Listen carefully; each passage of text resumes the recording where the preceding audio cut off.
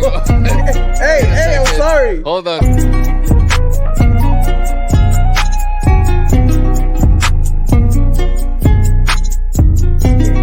Case openings? Case openings? Wait. A ton of money from is it. that Hold on, it's my closing they thought. actually everyone's saying they ran out of 3 because they feel it's profitable.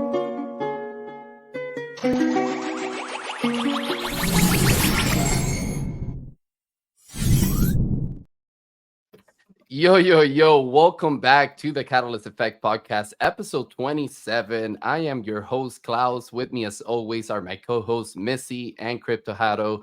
And today we're joined in the studio by someone really special, Eli from Yaku Corp. What is up, my brother? How you been? Thank you for coming on the show.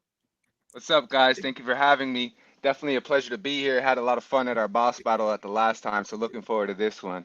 I've just been cooking up, busy with Yaku, and happy to get into everything that we've been doing. Hell yeah, dude. That's what we love to hear. We are definitely going to talk about some of the things that we were mentioned in Boss Battle because that was a great conversation we had in that show. Happy to catch up with you and get to, down to business with Yaku Corp and all the updates that you have going on and all that stuff. But yeah, let me say hello to some people I already see on the chat real quick. I see Jackie. Beef Based is already in here, man. You guys are legend. Thank you for always rocking here with us in all of our shows throughout the week. What's up, mi familia? Let's get What's it. up? What's up? Yeah, mi familia. Let's go, man. What's that guy's name from Need for Speed? Van Diesel or whatever. Oh, you mean Family. Fast and Furious, Family, bro? man. Need for Speed. That's a gamer take, though. I appreciate it. Okay. Fast and the Furious is what I meant to say. Need for Speed. Listen, guys. No, it's gonna be a great show, man. It's gonna Very be close. It's very close. Really close. I think it's the same shit, bro. They call them clouds for a reason. This man is on a different stratosphere right now. Oh man, it's Head in the clouds. It's already a roasting battle. And we haven't even been 5 minutes into the show, man. Like Jesus. All right, guys. No, listen, it's gonna be a great show. Like I said, we have Yaku Corp in here, and also this episode is brought to you guys by Wagering Games. They're a sponsor. Shout outs to them. We'll be telling you guys a little bit more about them a little bit later in the show, so definitely stick around for that. But yeah, man, let's get down to business, man. I would love to catch up with Eli. Eli, one of the questions that I hit up our guests right off the bat in the beginning is fucking dumb to read. Sorry, with that one. One of the questions that I always like to ask our guests is if somebody were to stop you on the street or in a convention for gaming or something like that, first interaction, and they were to ask you, hey, Eli, who are you today? What would be your answer? Who I am today? Well, I would have to say I'm a gaming fan building the next generation of gaming and looking to bring the world into the digital world and kind of meld the two. Pretty much a pioneer in the digital space. Dude, I fucking love that answer. Very community driven. One of the things we have always said, right? I think within this group that's here, is that we need to start building Web3 gaming from within. And I love nothing more than hearing somebody say, "Hey, I'm a gamer, but also a Web3 native creator and developer, right? And we're just here to reshape the gaming culture and like add on to it, right?" Like I think that's a super goated answer right there, man. Yo, what is up? Happy Sunday, Sir Sapien. What is up, my brother? Thank you for being here with us, man. Sirski, let's get it. Let's get it. So last time you were on Boss Battle, man, we got into a bunch of updates about Yaku Corp, right? And like some of the things you guys were working on. We had talked about how you guys were implementing like the fighting mechanisms and like all that type of stuff into the game. We talked about character customization. Can you catch us up a little bit for any new listeners that's joining the show right now? First, tell us a quick recap of what exactly is Yaku Corp, and then kind of give us a recap on like the new fighting mechanisms and the new additions to the game. Yeah, no problem. So Yaku Corp, really the kind of the one sentence answer that I like to give everyone kind of simplifies everything is we're the Oasis. If you've ever seen Ready Player One, the Oasis, that's kind of the melting pot of different IPs, different game modes, different in real life experiences and digital experiences. That's what Yaku Corp is. But a deeper answer would be we're an anime cyberpunk metaverse/MMO, but the term I really love to use is a digital world because, metaverse, you get the association of all these really empty open spaces with like pixelated graphics and not too much to do. That's not what we're looking for. We call ourselves a digital world because everything that you do IRL is what you should be able to do in the Yakuverse. And that's our vision. That's what we're aiming for. Some games that we took as inspiration from for like the genesis of the idea are games like Entropia Universe, Second Life. They're date me a bit. They're a bit older games, but they definitely set the foundation. And to this date, they still have some of the largest digital transactions of all time. So the models are there, and we just look to take that, infuse our favorite gameplay, and our kind of spin on it, add the anime, add the blockchain element, and really revamp it for the new generation. And as far as updates and everything, combat.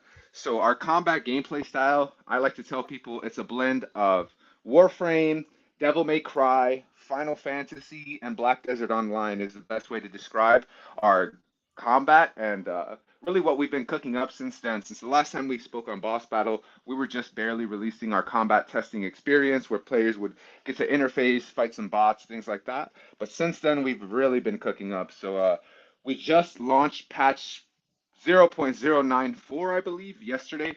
And with that came our entire boat racing mode with leaderboards on Epic and a whole bunch more. Our next update will include a full team deathmatch where, with lobbies, ranked, all type of stuff like that. And yeah, there's so much more we've been Dude, cooking up. so many updates. Holy Can I- shit. All right. Can I ask go a ahead, quick Adam. question about the boat? Like, Yeah. can you pimp out your boat?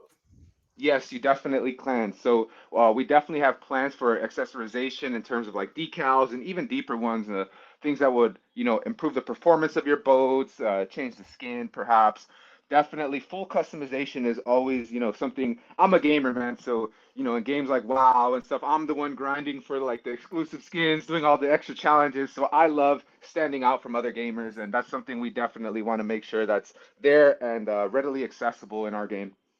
I definitely want to rock a catalyst boat. Dude, Let's make I it love happen. that.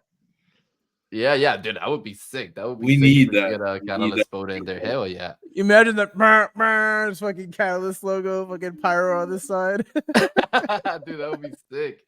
That would be sick. I'm glad you mentioned the Devil May Cry like association and the Final Fantasy because I was seeing some gameplay of the fighting mechanism and the combat, and that's exactly where my mind went, right? Like it looked very like it reminded me of those games as well, right?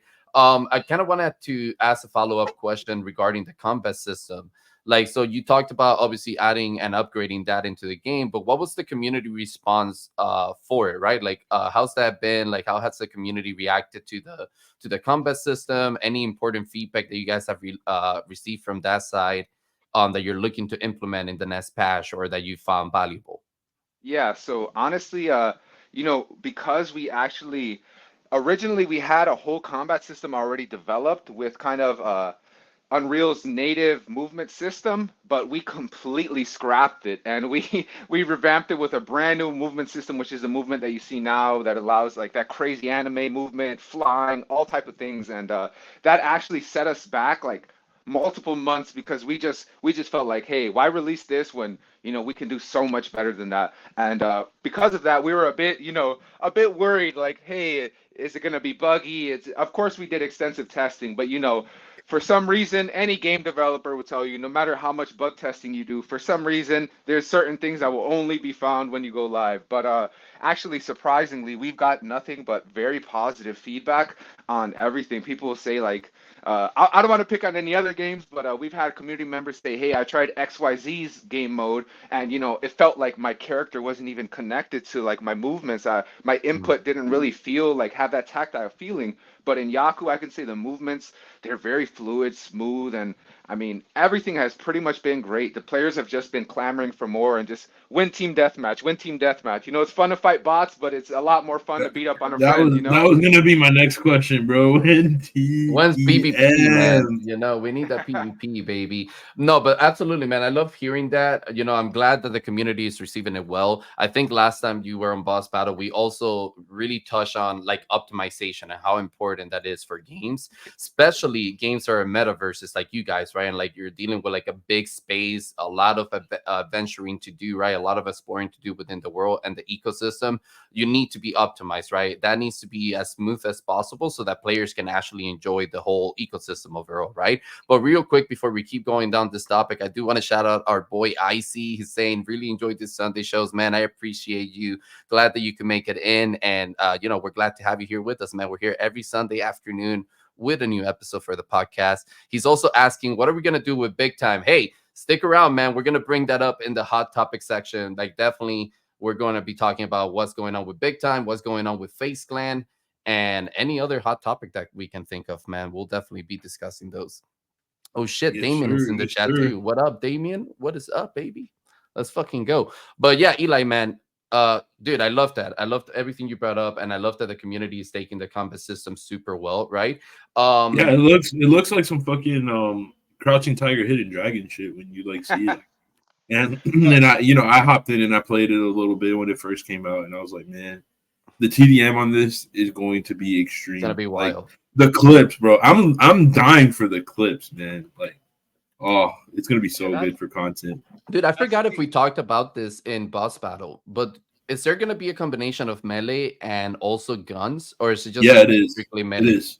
Yep, Oh, that's why I brought up the Devil May Cry comparison. In Devil May Cry, Yeah, the gun, the handguns. Right, exactly. I got really deep in it, and especially in the later Devil May Cries, you can gear your character more towards like that gunslinger style, or you can gear them more towards the melee style. And in Yaku, we're gonna have both, so it's really will be up to you to build your character out with the skill tree system, with what weapons you look to craft through the crafting system, and really kind of make your own style. And like I said, this is not the completion of it.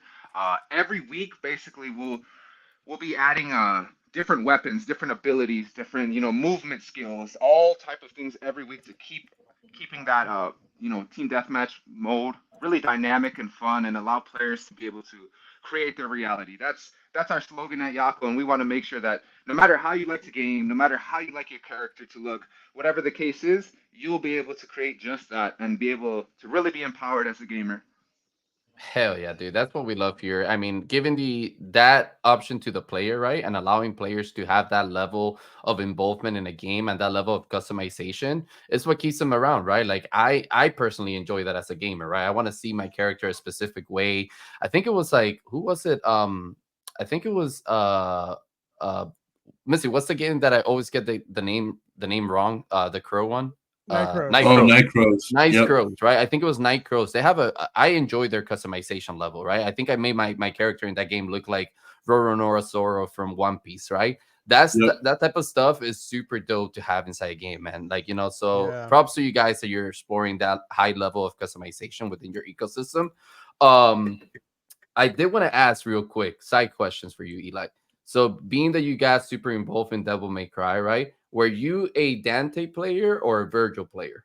Virgil, Both man. Ah. I'm sorry. No, I love Dante, but the animations on Virgil were just so sick. I had to. I love Dante more as a character, but Virgil's animations, man, I just couldn't pass up. Virgil goes hard, man. Yeah, Virgil was really sweet, man. But damn, Dante was cool, man. Dante was cool. But Dante. hey, I'll take it.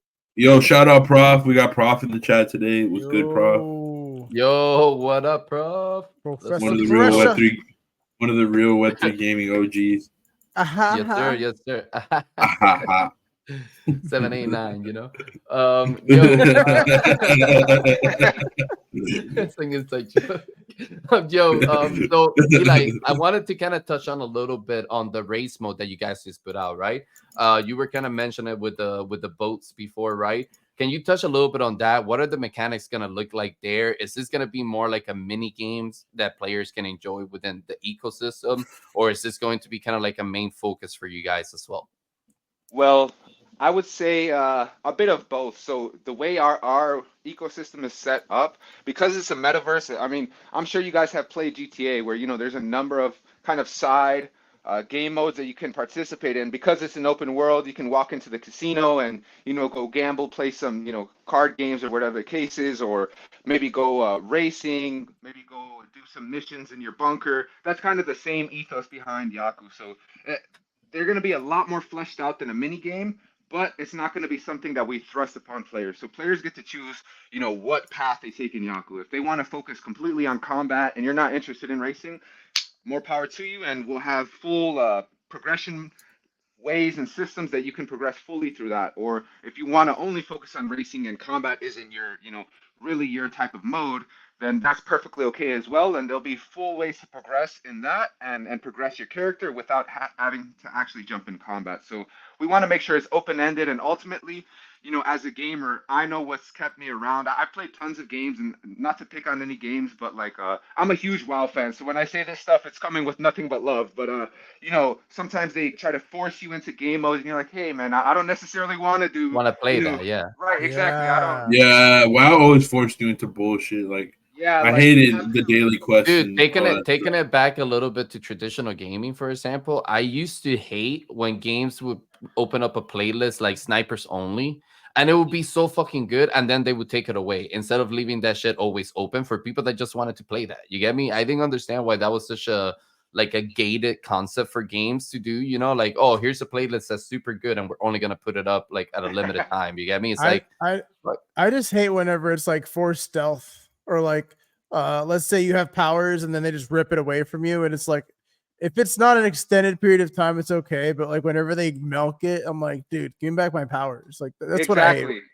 yeah. And like I said, being a huge WoW fan, that's I never mean to pick on him. I love him. I still have a subscription to WoW. I have 7 to 8 max level characters. So this is, like I said, with nothing but love. But every expansion, the entire power systems, the entire gear or etc. that you grinded up becomes completely irrelevant. And as a player, it feels bad. Like, hey man, I grinded for all of this, and now it's just completely useless. Like, you take it into the new patch zone or whatever new expansion zone, and it's like, wow, I'm hitting with pillows over here, and that's that's completely the opposite of what we wanted to. We don't want to force you into game modes. We don't want to kind of sunset things that you've already worked hard for. And honestly, it comes down to game design. The game designers really don't think. They kind of have like a short term, like, okay, let's push all this power, push all this hype to get players jump in, but it's not sustainable, and that's why they have to sunset it in the following patches. That's exactly the opposite approach we've taken at Yaku, and how it should be is kind of the ethos that we have behind it is, let's look at, for example, anime shows. Since we're grounded in anime, Naruto, he learns Rasengan and it doesn't become obsolete. If anything, he just evolves it and just builds on it over time, and you can see his character progressing. That's what we want in Yaku. Yeah, hell yeah. So you hear that, BigTime? You hear that? Even though now that you brought Naruto up, one of my biggest pet peeve with Naruto was the fact that they never allow him to use any other type of chakra except wind chakra. Yeah, I mean, I was like, dude, why can't this guy learn some fucking dope ass like water juicy or some shit? Which that lore is stressing me out a little bit when I go back to it and I think about things and I'm like, why the fuck did they do that? But anyways, Missy, you want to talk a little bit about this game you're showing us, bro? That I mean, this is Yaku. I know, but it's just the vote. Yeah. I mean, right now it's like an open concept. You can race around in it. You can like jump off the ramps. Like, I got some fucking serious air. Like, I was trying to see like how high could I go. Yeah. So I need to get a better graphics card. So this gameplay isn't really indicative of Yaku for anyone watching right now. Like, I need a better. I'm running on like a 3060 or some shit right now. I need better. I need to get upgrade to like a 4080 or like a 4070. Damn, Damien's got some better tech than you know. Yeah, bro. Yep. Missy's running on a Nokia phone, bro. So I mean, but I kind of just wanted to hop in here and have some fun. Like, yeah, like our boy Eli's spot on. It's kind of just like GTA. Obviously, this is very early pre-alpha kind of build type shit, but I could easily see where if there were a bunch of people in here and there were a couple NPCs for me to do some dumb shit with, like I would already be doing very things with them. So, I just wanted to hop in while my boy was talking about the racing mode and kind of display it because, it's cool. It's fun. I could see us getting in here and making some cool content. Like, obviously it's still very early, so there's a lot more that I would love to do with it. But, Yaku's always been like super transparent with where they're at in their development cycle. So, yeah, I always give them that benefit of the doubt. At the moment, our race mode is primarily aimed for like single player experience, just time trials and stuff where you can still compete with other players, but we don't have to worry about making sure they're in a simultaneous space and all the rest of it. But within our next releases, will be competitive racing against each other and our weapons. So our boats have like, machine guns and turrets, Oh, and dude, that's Ooh. gonna so be all of sweet, that will dude. be there. If you guys have played Twisted Metal, I was a Yeah, Oh big fan of yeah. that. hell yeah, dude. That's That's what we're awesome. looking for, man.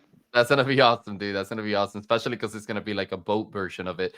With that in mind, I wanted to touch a little bit because another thing we kind of talked to you about when you came on Boss Battle was how a lot of metaverse struggle with maintaining like upkeeping the size of their world, right? And making sure that their world feels like filled in with content, right? And we talked about how hard it is for metaverses to basically fill up their spaces, and now seeing this from you guys, right? Is this kind of like a strategy for you guys where you're thinking of like, we can put experiences like this into our ecosystem and basically fill it up with a lot of content as we develop like the main storyline or game loop of the game, obviously this being connected to that as well. But are you guys looking at this type of game modes or gameplay as a way to fill in the whole metaverse as a whole? I would say from one part, yes, but the difference between our metaverse and other metaverses out there is like gameplay would be pretty much gameplay or social experiences like just hanging out, talking in a lounge or something would be the primary kind of content in those type of metaverses, but not necessarily in Yaku. So that's why I always love to go back to Entropia Universe or Second Life.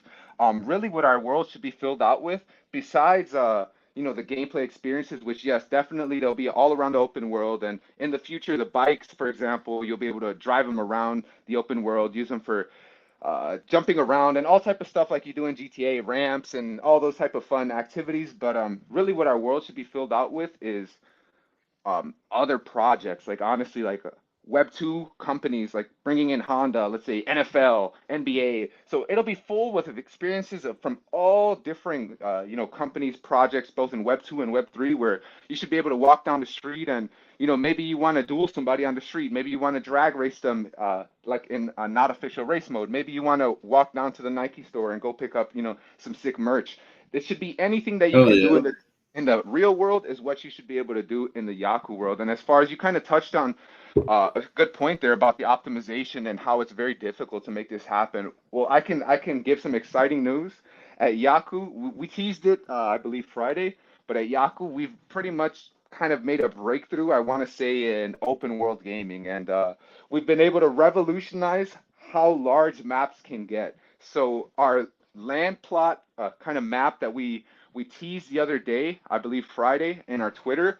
That's 4,000 square kilometers of map filled out That's that you can play in.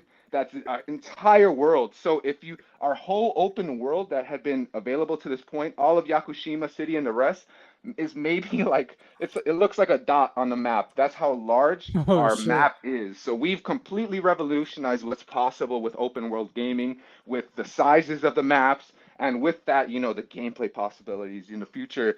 Who knows? Like competing factions can have whole lands, countries that they develop, or there's just so many possibilities, and these things were not possible before. Our devs are just, I really want to give a hats off to them. Our devs are just cracked, and I'm gonna be releasing a video next week. I'll give you guys a little bit teaser now, but just how you guys are driving around, the race mode there in that kind of contained place, you'll be able to drive your boat around the whole open world, and man, it's huge and it's beautiful. Can I ask a Oh quick yeah. question or maybe like offer a comparison maybe? Is this like what you're building out? Is it kind of like the World Wide Web mixed in with the Yakuverse? Because you're talking about storefronts that you could buy like merchandise and stuff. So is it like a new way to like access the World Wide Web in a way in your eyes, or is it like just a completely different experience? I would say yes. In a way, you're kind of touching at almost the root of what we're looking to build. So, one thing I always tell people is that emerging tech or like tech that's right on the precipice should solve problems that you didn't even know you have, that you didn't even realize was a problem. And one way that kind of your question kind of connects with our ethos in terms of that is, your digital online experiences are so fragmented. If you want to connect with friends, you have to jump on Twitter. You want to go see a movie or watch shows, you have to jump on Netflix. You want to shop or order things to your home, you have to jump on Amazon. Imagine a world where all those experiences are seamless and you can move seamlessly from one to another with the same currency payment that you earned in game and do it with your friends, never having to leave the Yakuverse for any of these, online experiences that you're looking to interact with. And exactly, that's the ethos. Not necessarily through the world. Of course, the world will act as the vehicle to carry that, but that's our entire kind of strategy, our entire kind of value prop of the Yakuverse, that this will be the final online experience that kind of encapsulates all of them, brings them all together. And right now, like I said, consumers don't realize how fragmented that experience is. But once they interact with a product where everything is melded together, it will definitely make anything before that look pretty obsolete. Dude, that's awesome. And I had a follow-up question as well in regards to this, because you mentioned, like earlier, you mentioned like, exploring like partnerships with things like Nike, Honda, right, and bringing those type of experiences into the game for the players to explore as they would in IRL, right? Are you guys also looking to allow players from within your communities to have some UGC component and kind of bring like brands that they can build, have some type of IP ownership, and provide those type of experiences to the player base as well? Or just are you guys looking for external partnerships with established brands already? Both, definitely both. But we're making sure that the UGC, because I'm sure you guys are aware, anytime games kind of open the floodgates, there's a number of bad actors that start with inappropriate stuff or stuff we really can't tolerate in there. So of course doing it in a Yeah. responsible way. But the land that I kind of talked about, so there's land plots, and we're going to be kind of releasing more information in the future. But just know, yes, some of those land plots will be available to the average person, and they will allow UGC, of course, powered only in Yaku token. But yes, definitely, and we've taken some inspiration from we've been working closely with Other Side, and we've taken some inspiration from some of the things they've done and be able to do, and that's kind of what we're looking to bring in with our land plot system, which by the way will be available on both ETH and Sol. But that's just a little private alpha there. We haven't really discussed too much about it, but yes, it will allow some user generated content, Love definitely. some alpha. Yes, sir. I love the alpha, and I love to hear that you guys have that in your plans, because I do feel like the Web3 crowd, or like at least a player base, UGC is one of their biggest interests, right? And having that within a world that they can interact with, or like even if it's allowing like them to have IP ownership and for them to create products or experiences with those IP inside a world, similar to how Sandbox was being built out and all these other metaverses, right? So I think that's huge, and I'm glad you guys are doing it with a land sale, so that it has some type of purpose of ownership for those players that decide to invest in that side. I do want to give out some shout outs from the chat. Yo, me Prox, what's good, Oh bro? shit, sorry. We got Yo, our what up, boy me Prox? Let's the fucking chat. go. Let's So, fucking what's go. your plans this Sunday, bro? And right, spot on there, Prof. I think this is what Cloud was going to shout out. Go ahead, brother. Yeah, you got it, man. GTA, he's saying it's like a GTA map, but with many games or things to do inside of it. I think that's a pretty good comparison right there, especially after that gameplay Ooh. that Missy was showcasing. Speaking of GTA, sorry to interrupt. Just okay, real quick. Is there any desire for role playing in Yaku? Because GTA is I was huge gonna in ask, role play. dude, yes, thank you for I mean, Yeah. it's MMORPG, right? Yeah, but I mean, Definitely. like, Yeah, but there's a whole role playing community, and they, yes, that has to have like servers need to be available. Like there's like a Yeah. whole specific dynamic that those players from that community expect from a game to implement, right? So thank you for bringing. That's actually a really cool question that I wanted to touch on as well. So I can say from our end, most definitely. Myself, bit of a guilty pleasure, but I love to watch those GTA roleplay videos of like the criminals, the police roleplay, and Yeah, all. dude. It's just so Officer funny, man. Cornwood. Yeah, exactly, man. It's just so funny and so entertaining, and that's the reason, like exactly what you guys are touching on. That's kind of the core at the core of Yaku, the gamer, not not monetary interests, not looking to pump our token. The gamer is ultimately the focus of Yaku, empowering the gamer. So if that's through, like you talked about, user-generated content, if that's through allowing players to create their own maps for the boat racing or bike racing or combat even, if that's through allowing role play and really empowering players with role play servers, and of course, we would love to have that. And that's the whole driving force of our game, which, one common criticism that we get is, hey, why aren't you guys louder on the timeline? But what I tell people is that we're a game similar to Helldivers. We're a community powered game where most of the social and community aspects come from in the game, not outside of the game. So having those game modes are essential to our long-term success, and most definitely, I can't wait to see. We have something called Cyber Cops, which is a really rare trait in our avatar collection. So I can't wait to see the Cyber Cops out there arresting people and and the Shinigami causing trouble. That's gonna be so fucking awesome, dude. That's the amount of content that's gonna provide for the world. You get me? And I think that would be such a powerful game mode to have inside a metaverse, right? Because the amount of like tools that you have to interact with and also implement inside the world, right? Like you were mentioning the land sale. Imagine what people can do with their plot or their headquarters or whatever, and then in the role playing scene, there could be so much content there. But Meprox actually is bringing up a good question here. He said, "Here's something on ETH and Soul together coming together. Anything about interoperability in Yaku?" Yes. So I can say right now, we already bridged our token and it's available on ETH today. We just did an announcement about an hour or 2 hours ago about how we're live on PancakeSwap, we're live on Uniswap, probably going to be live on Sushi sometime soon. And so our token is multi-chain.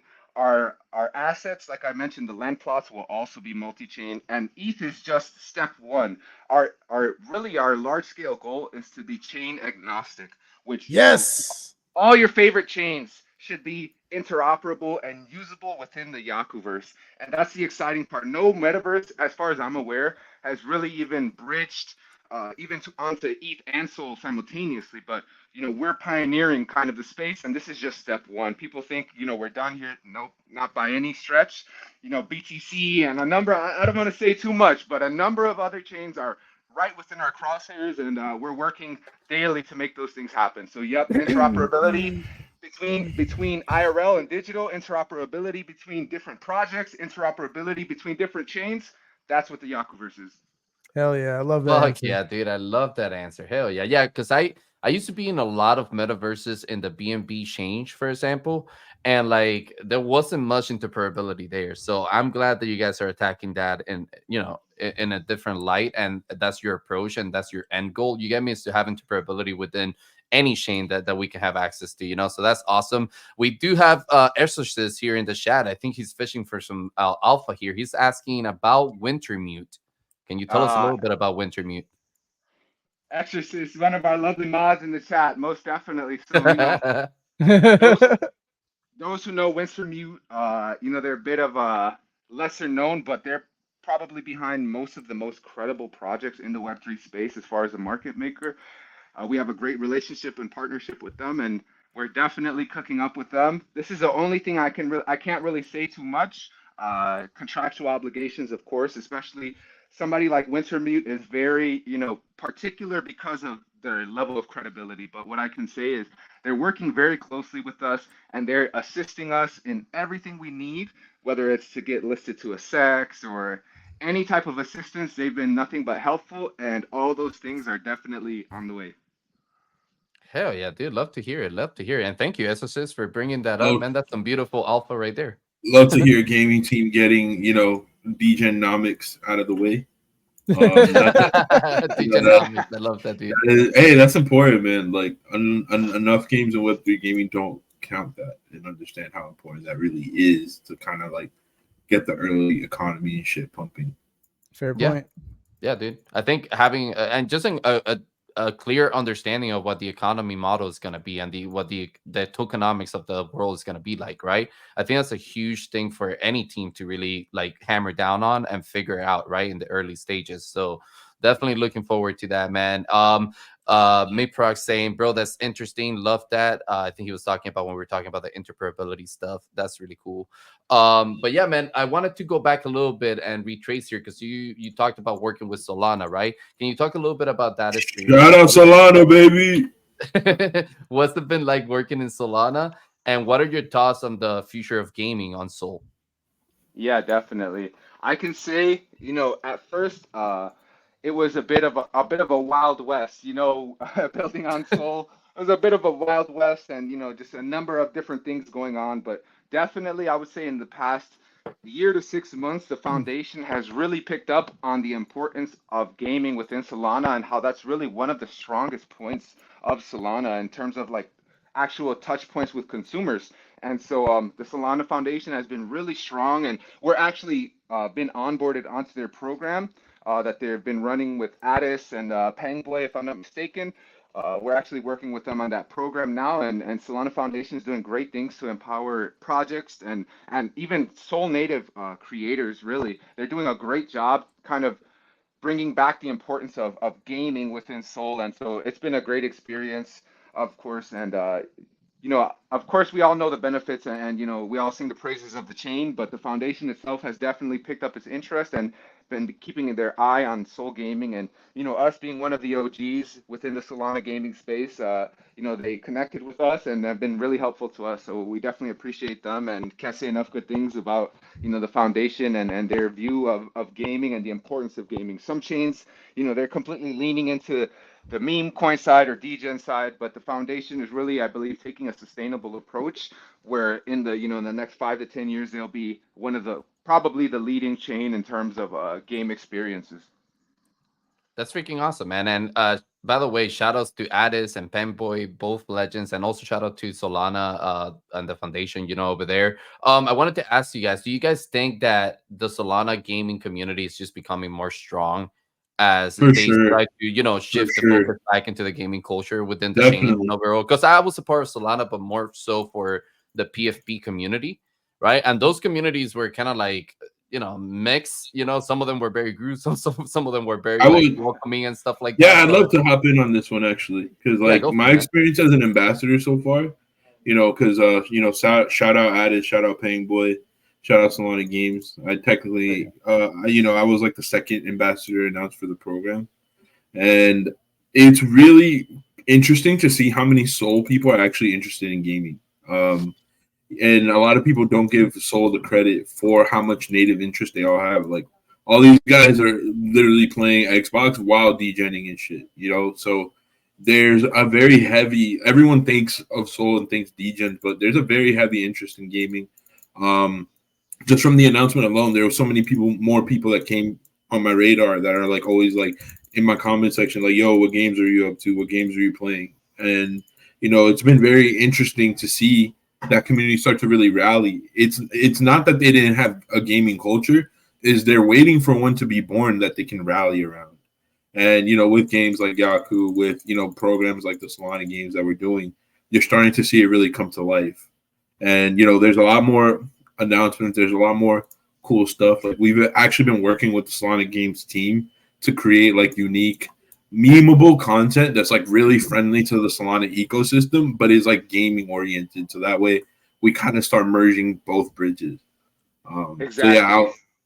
I'll let Eli take it over from here though. Yeah, no, Mizzy pretty much touched on all the points I wanted to say, but that final point I think is probably the strongest kind of aspect of their initiative is that, they're looking to expand.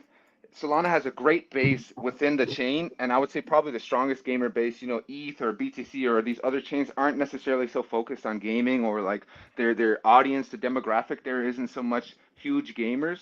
But I would say in Sol, it's a lot of gamers, and the foundation, the initiatives they're taking are to actually bridge even outside of the Solana chain and really make things content and memeable content like Mizzy touched on that really connects with the Web2 gamers. So I think in the future, as long as they continue with this initiative, when you think Web3 games, when the average, Web2 gamer thinks Web3 games, they're going to think of Solana. Hell Yeah, yeah, I dude. I'd mean, love to hear it. I was going to quickly mention, I first came into the scene with Fractal, and Fractal was like all gaming, right? and that was all Solana based. So like that was my introduction to Solana. To be honest, I didn't know anything about it besides the gaming. So I always saw it as a gaming chain. So it's nice to hear all these things that they're doing to continue that. Yeah, and at the end of the day, we got to go where the player base is, right? And not only that, we got to go where the player base is that understands the culture of gaming very well, right? And it's interested in that aspect because I still think that's something that's heavily needed in our space, right?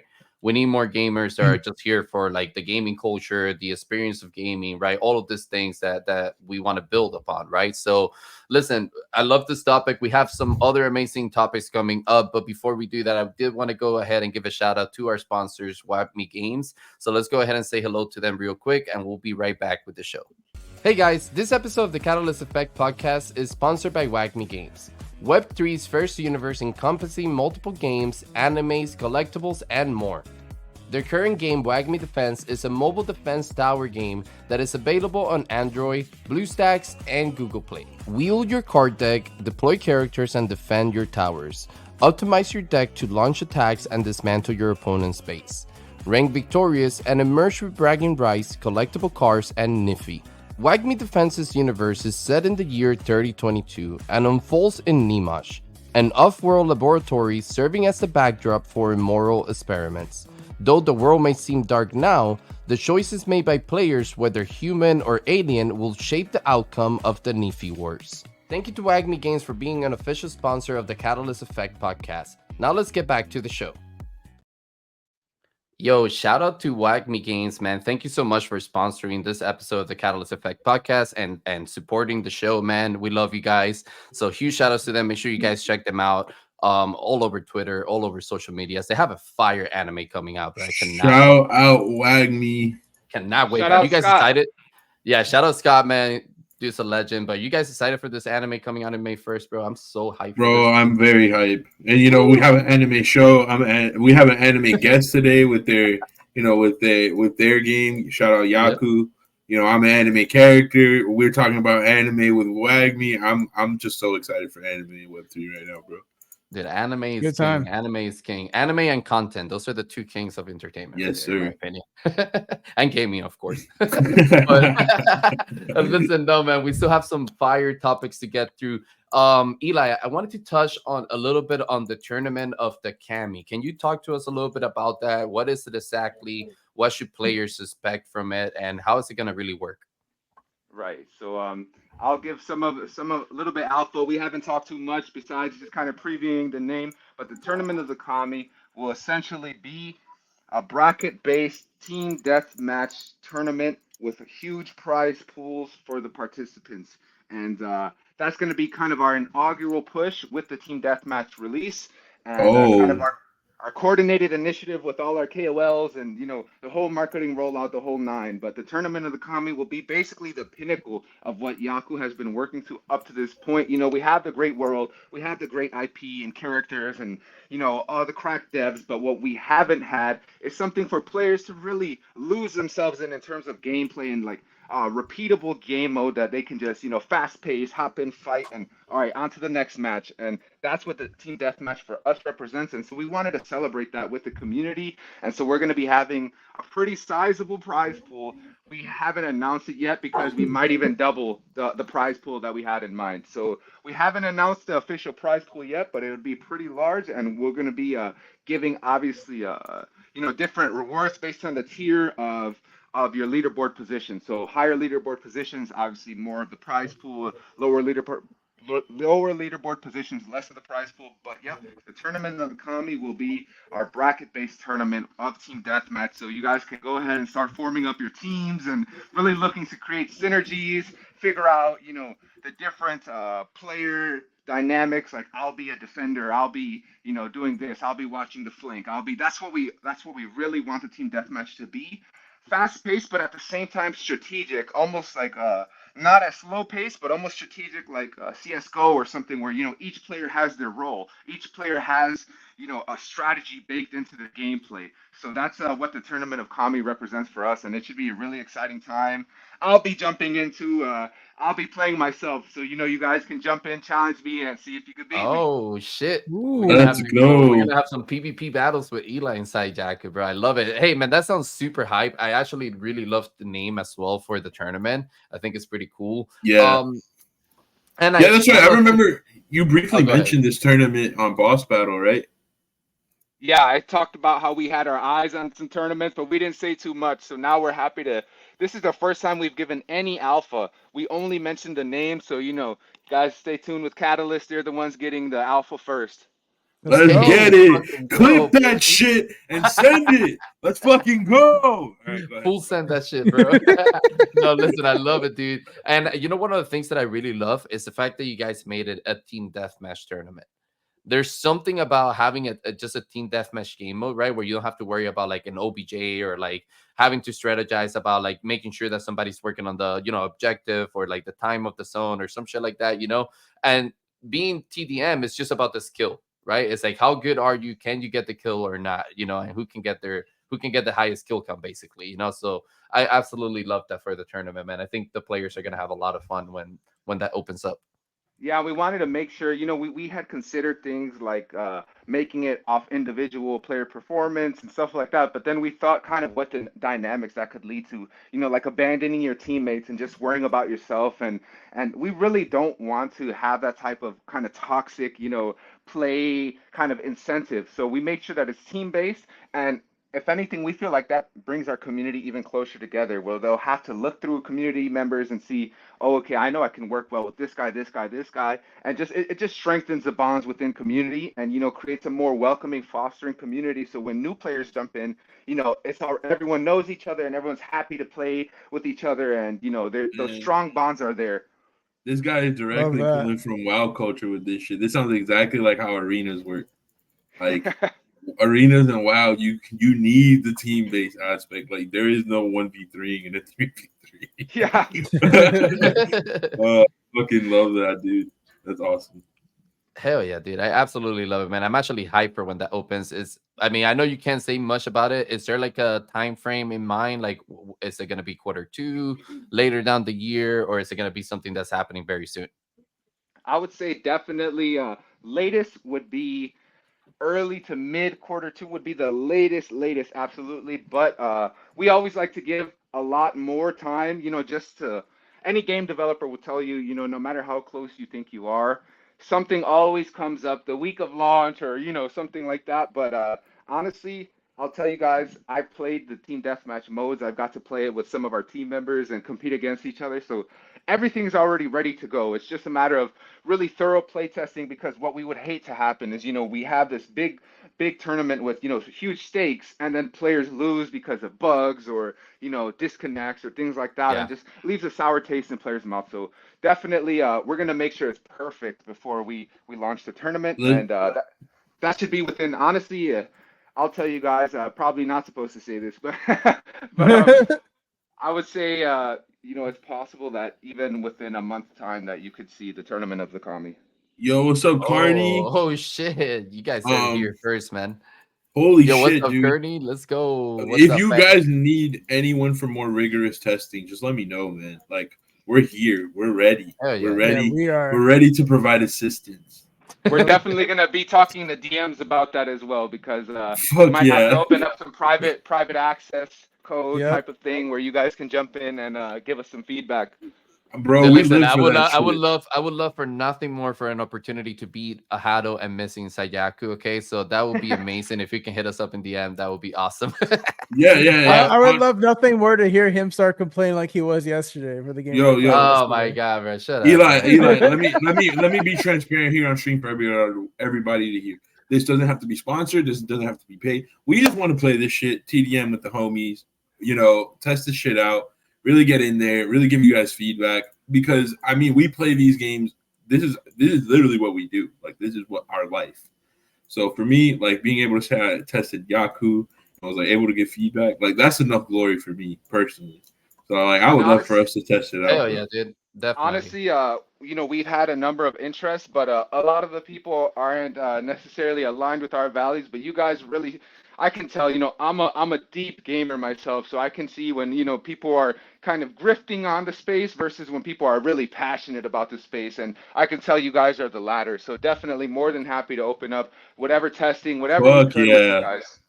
Man, I really Hell yeah. appreciate that, man. Like Missy said, we would love to test it out. We would love to provide you guys with some feedback and really have some fun in there. But man, we're even providing alpha for the mutts of Yaku, bro. This is how we do it on the Catalyst. We fucking go. That's just didn't even know about this, man. That's fucking dope, dude. That's what we love to hear. But listen, one of the topics we kind of talk about within our group is that inside of Web3, right? Like there's this connection for the player base that they want to see games come up with good game loops, right? Like fun game loops inside their games, but they also want the opportunity to be able to earn and own assets within those ecosystem, right? So there needs to be this healthy balance within the two worlds. What is that balance looking like for you guys, right? Like how are you guys achieving that, making sure that you're making that basically the player base happy with both terms that they're interested in, right?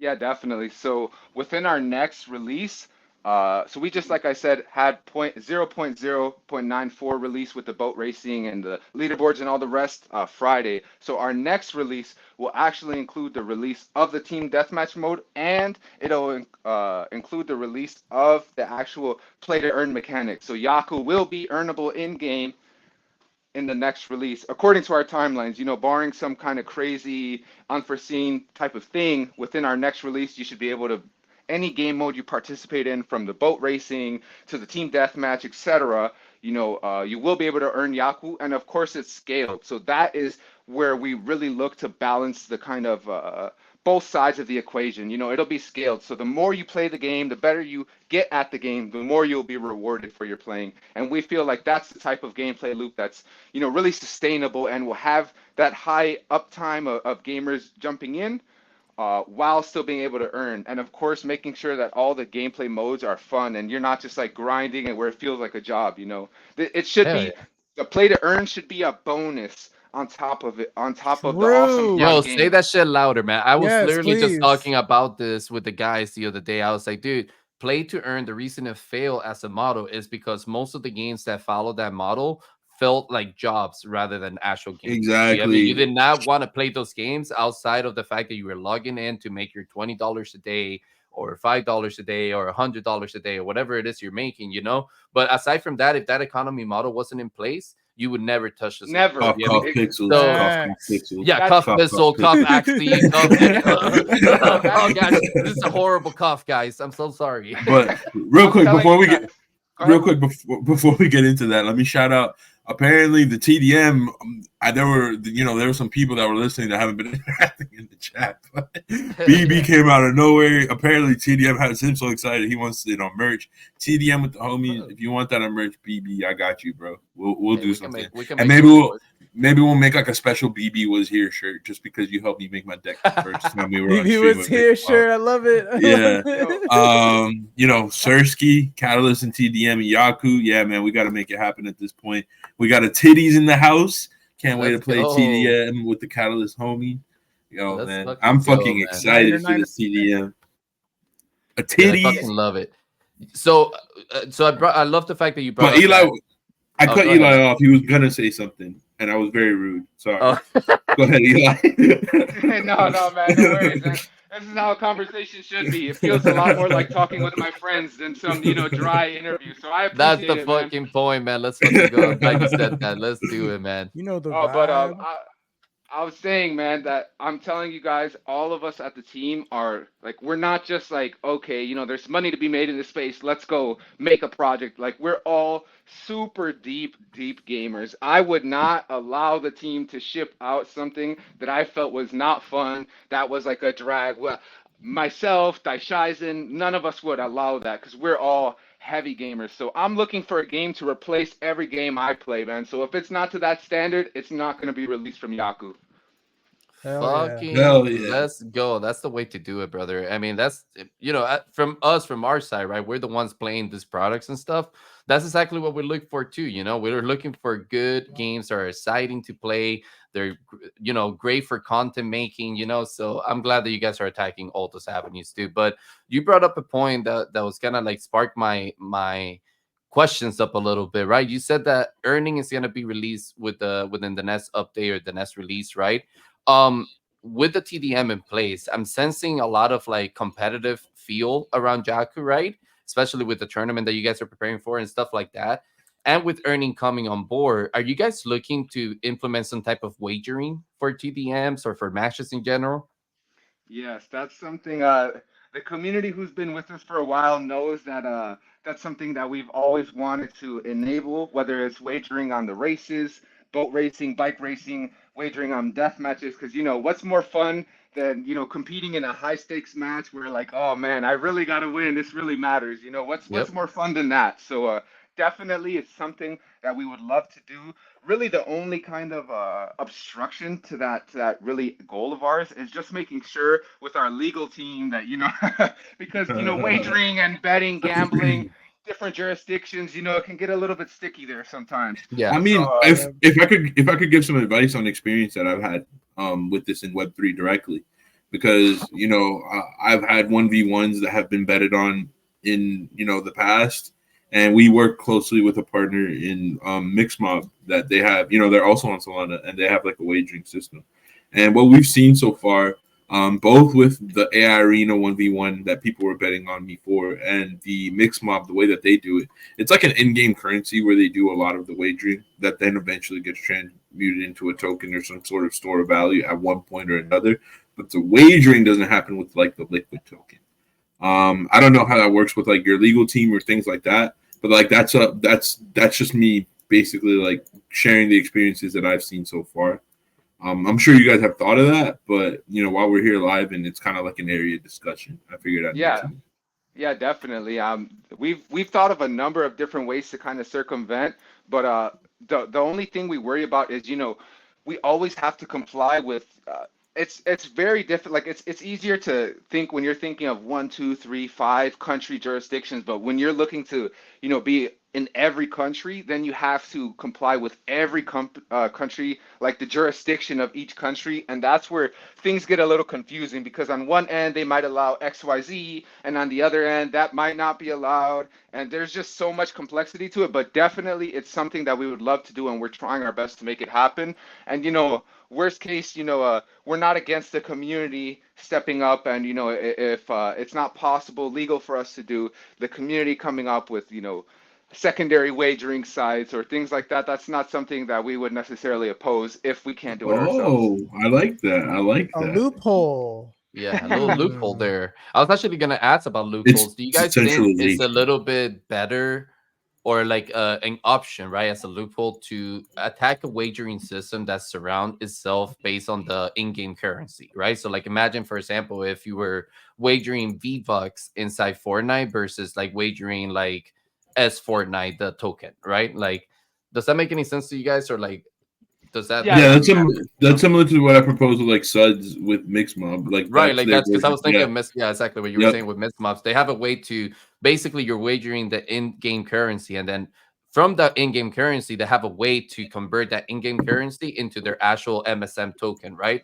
Which can be converted into real money, right? So like I feel like there's different ways that definitely teams could definitely, attack wagering in a legal way, obviously. But I'm glad that you guys are thinking about it. I'm glad you guys are taking your time to make sure you comply with all legal, requirements across different countries, different regions. So definitely really especially me cool to being in see, the man. US. Yeah, especially me Yeah. being in the US, some of the Yeah. other Yeah. team members aren't. So Yep. I would be the only one here, and as kind of the voice and the spokesperson of Yaku, I would hate to have my words cause me to end up, in a United Yep. States prison. So Yep. the US is a little bit more strict than a lot of other jurisdictions Other in terms of yeah. a lot of these things, and the SEC has been very, very critical of Boo. projects boo, exactly, but very critical of projects trying to kind of use these LERP loopholes and circumvent the rules, and then they end up closing the rules and kind of backwards applying them. And so that's what we really want to avoid. And so we're just trying to be, because if it was just like for example V-Bucks, there's no way to kind of pull that currency out of the ecosystem. But the fact that it can be traded to a to a real currency that has real monetary value, that's where the SEC is like, wait, hold on a second. And then it comes into play like gambling licenses and all the rest, and that's where we don't want to get in trouble. But definitely, like I'm saying, we would love that. And man, believe me, I am a bit of a degen in terms of like sports betting and stuff like that. So I would love to bet in Yaku, man. I think a lot of gamers are, but I also think that a lot of the compliance things in our world has to do with the terminology. And Beef Basic actually is bringing up a good point here with this. Terminology is really important, right? So like Mismas, for example, switching from wash and bet to wash and support, right? That term of removing the betting term and using a term like support makes it look more like you're supporting like your everyday streamer, right? Like you're gifting them like a certain amount and stuff. Instead, though, you're doing it in a way where it's actually like, hey, I'm gonna support this racer because I believe they can win, and there's a chance that I can win some from that pie as well. So it's like little loopholes that teams have to find to like kind of maneuver around like the FTC and the compliance and all that stuff. But bringing up the FTC, we're just literally talking about like their new regulations for like advertisement and sponsorship disclaimers and stuff like that, and how complicated they made it sound and look, man. And it's not really adding any benefit. If you make it so complicated for creators to know what they need to do to make a living out of their work, how do you expect this industry to continue growing, right? Like, I don't understand why that happens, but yeah, definitely glad that you guys are looking to stay in compliance with everything. Let me catch up on the chat here. Real quick. Shout out Neon Dream. We are Eli is cooking today, bro. This motherfucker is cooking in the metaverse, outside the metaverse, in the stratosphere, all over the motherfucking world right now. And then he said, when Yaku Battle Pass? What Yaku Battle Pass? Battle Pass? What's up with that? What's up with the Yaku Battle Pass? So what I can say is that when we created Yaku, and it's an ongoing creation. Every day we're still building more of the world. But as we're developing Yaku, we wanted to make sure that there's some level of gamers that they just don't want any involvement in Web3 systems, even if they can earn, even if they can own their assets, even no matter what it is. Kind of the grifting and scamming in the space, and of course the news doesn't make it any better. But all the information that they've come across have just left this really sour taste in their mouth. And so we wanted to make sure that there's ways that Web2 gamers can support the project without buying the token, buying NFTs, and actually be involved and get rewards and have progression systems of their own without having to be on chain. And one thing we've looked at is a battle pass, because Web2 gamers are super familiar with a battle pass, and they're already used to interfacing with it, whether you play Warzone, whether you play WoW even. All these games are implementing this because it's a way to kind of tie together both monetary incentives for the company. So you buy the battle pass, you support the company, but also kind of ties together incentives to want to keep playing the game. So you progress your battle pass and earn progressively better rewards. And that's a great system. And we want to make sure that we have systems in place that Web2 gamers can just, I recognize that. And, they feel comfortable in. And so battle pass for Yaku definitely is something that we've been looking at. We've been cooking up, and we want to make it available in both Yaku and fiat currency. So you pay Stripe or PayPal or whatever the case is, where a Web2 gamer can feel like, hey, I have a way to progress too. I have something to play for too, and there's rewards for me outside of having to do things on chain. With that in mind, I love the liquidity that you just said. I love it. With that in mind, are you guys looking to put like the Yaku in-game currency into the battle pass? So basically for players, because one of the things that I always talk to games about when they mention battle passes is like, in most traditional games, when you invest your money in a battle pass, right?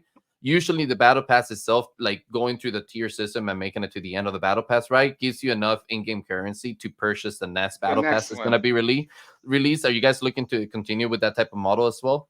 Yes, exactly. Because there's things in the Yakuverse.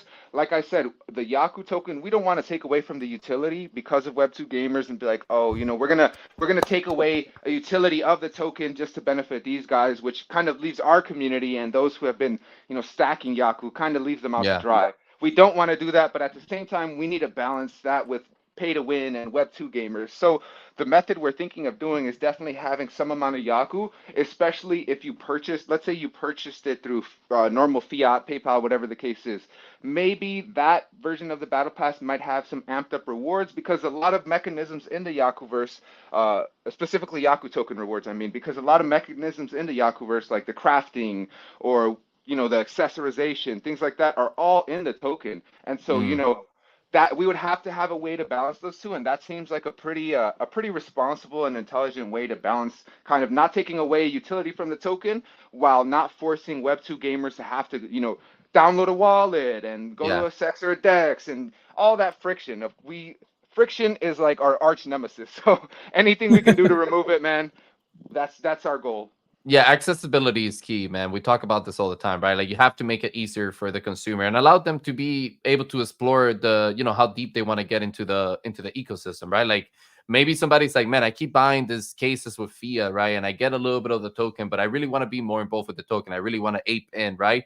What do I need to do that to make that easier? Oh, I need to learn about downloading a wallet and what all of these things are and like how to use them, right? And that's how you get somebody to be organically involved with our world, right? Rather than like pushing them in and like being like, figure it out, motherfucker, The because awesome part, we need you to do it. So. yeah, the awesome part is that we already have a number of on ramps and off ramps, and with partners like using IMX Passport with our partner Blockus and a number of other partners, we're already doing things like creating invisible wallets and stuff where players won't even have to ever know what a wallet is, and they can still fully interact on chain, fully, approve transactions, and they don't have to worry about gas, anything, because most of the gas fees will be sponsored from us. So that way there's no friction. You just jump in and play, you sign up. Our kind of flow that we're thinking of right now is your typical flow where, it's like sign in with your phone number, email, Google, whatever the case is, things that players are already used to. You just click in, sign with your Gmail, boom, now you have a wallet created. Now you have everything you need to go ahead and really interface with the world if you so choose. Yeah, that's awesome, man. That's the right way to do it right there. And I think most games are starting to shift into that type of system as well, and level of accessibility to their games and stuff like that, especially with games going on like launchers and like trying to get on Epic, like so that's awesome, man. I love all of that. But listen, this has been a great conversation and a great catch up with Yaku and Eli, of course. Thank you again, man, for coming on the show. I wanted to get a little bit more into like some hot topic that have been going on around the space. Let's go. Is it hold up, wait a minute? Hold up, wait a minute. Holy shit, what's going on? I gotta interrupt here real quick. All right. Do a couple of things. So first of all, shout out to Eli. You're a fucking legend, bro. I love having you on our show every single time. We decided to make, a collectible honorary, same way we did on Boss Battle, but for this show we do it a little differently. Anyone that's in the comment section of the stream, not the stream itself, but the comment section on Twitter, we just dropped a PS1 style collectible inspired by Yaku Corp. Let's go. I posted it on the Catalyst account just now. Clouds, if you wouldn't mind like pulling it up so on the Jumbotron for us here. Oh, I got you, brother. So Eli can see it in high 4K HD, high definition, full color, all that shit. And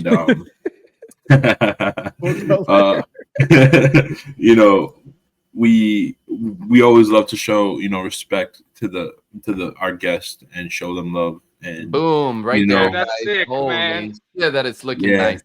So I gotta give this man some claps in the chat. Shout out Damien. We worked on it, and we were playing. Me and my brother Damien were kind of fucking around with like the boats, and we were kind of just like vibing with it. So while we were talking about the cover, so we decided to make something to honor the new racing mode. And guys, since Eli always does us the favor and dropping so much alpha, I'm not gonna give too much alpha away. But we were talking about battle passes, and I'm always telling you guys how there's gonna be like utility around these eventually. I'm not saying we're going to have a battle pass, but I'm saying that, these things will be adding up to something that could be considered similar to something like that within the Catalyst ecosystem. And, these are always free. We don't charge for anything. We just want to give culture and community back to the community itself.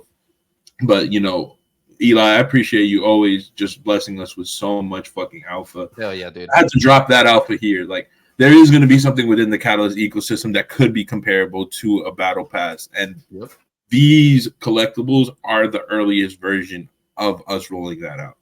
So, Man. there you go. That's why you guys are, honestly, out of all the shows, podcasts, interviews that I've done, that's why I always have the most fun with you guys.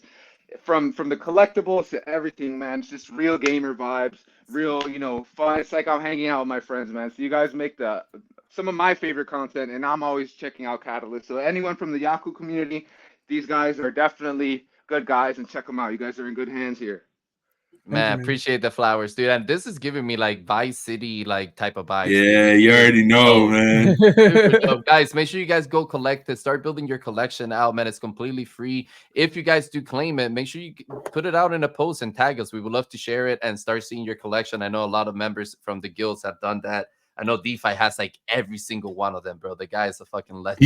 He's missing two. I'm always trolling him because oh no, you can't do this man like that, man. Holy shit. All right. Well, listen, start collecting them, guys. Let us know if you do. We would love to share them. But yeah, man, this one came out super, super sick. Good shit on that. All right, man. So yeah, let's get into some hot topics in the space, man.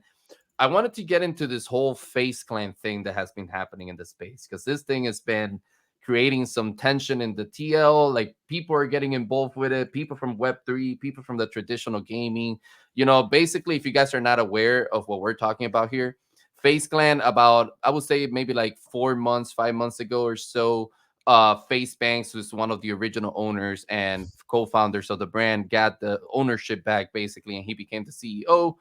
Basically went completely blackout on Twitter and all social media, said that he was going to let go of everyone. And basically throughout this week, that's basically what they've been doing. They've been letting go of everyone. They literally make a roster of maybe like 12 people that are left.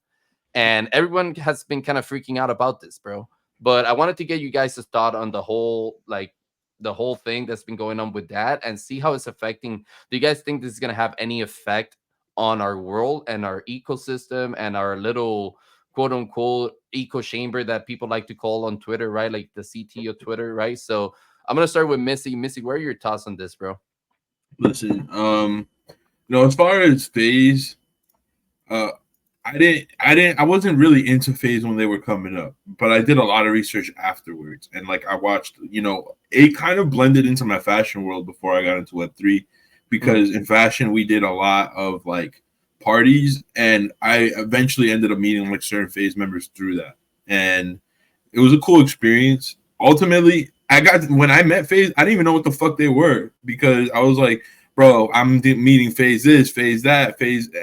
What do you motherfuckers do except put Faze in front of your name? So from that perspective, like, it makes sense for Banks to be doing what he's doing now, because now when I did the research and I went back all the way to the beginning and saw what they started, it reminds me a lot of what we're doing at Catalyst, right? It's like, we're a group of friends that all create content together, and we create different forms of content. The only thing that we don't do that they do was like vlog, right? And that's because we haven't set up the HQ yet. So for me, I look at it through Catalyst, where it's like, if in 10 years everyone's rocking Catalyst and I don't even know who those motherfuckers are, I'm going to get rid of most of them if I can get the keys back, if I had ever given the keys up, because I'm trying to go back to the roots. I'm trying to go back to the basics. I have to start from the beginning. And the way I would start it from the beginning is doing exactly what we're doing now, but for whatever that new generation is. So I think that's what he's trying to do, to be honest. That's a great point, bro. That's a great point. And I think one of the biggest downfall that an org can do is bring on too many creators, at one point. I think the beauty of having an org is keeping that tight group of people that you've been creating content for so long and you build a culture with, and making that explode, you get me, and continue to build that fandom around like a global brand. Because I feel with this stuff too, a lot of people forget that these people, like the original Faze owner, they created this brand when they were kids, bro. Most of them 16. Do you know how easy it is when it comes to business stuff and you blow up out of nowhere to manipulate and control, like, their mindset? You hear money, you hear fame. It's really easy to get into a manipulative state or a bad contract in those stages, especially so early on in the YouTube career that they had.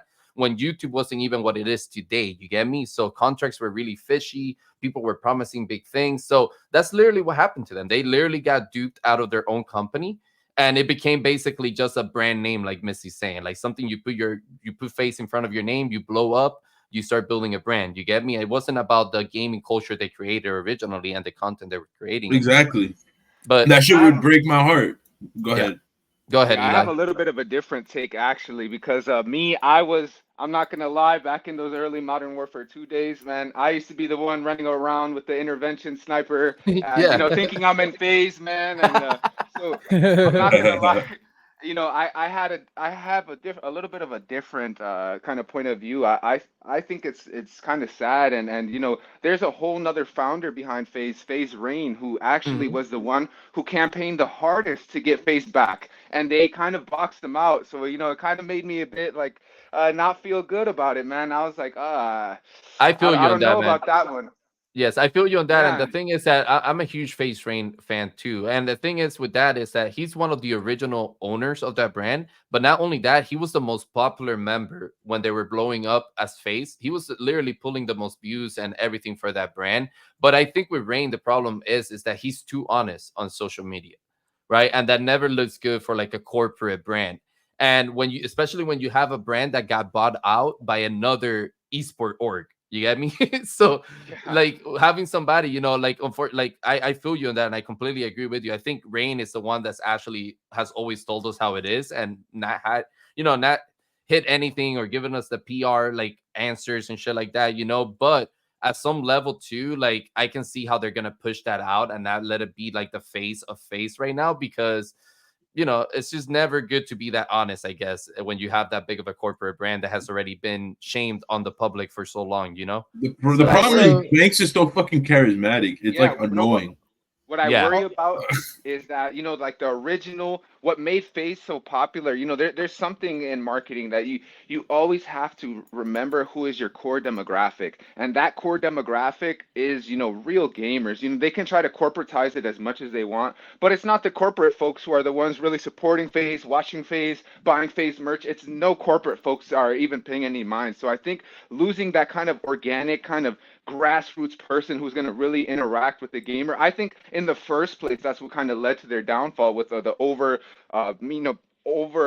corp, type of, two suit Yeah. and tie type of approach, when that's never what you guys were. That's not what brought you your success. And, if you don't play to what brought you success, it's kind of unlikely that you're going to remain successful. And that's my only concern. But in another sense, it's a negative, I would say, for them. But in another sense, for the wider gaming space, it might be a positive. Freeing up all those creators, and there's going to be more orgs popping up, more dynamic. It's just free market economics. More potential, more competition, and that's going to lead to better content for the end user. Listen, And the at the other end of thing the I would day, add, oh, go go ahead. ahead, Hado. No, go ahead, Hado. I'm sorry. Oh, I was gonna say the other thing that I remember from Rain was like there was a lot of like breakdowns on camera.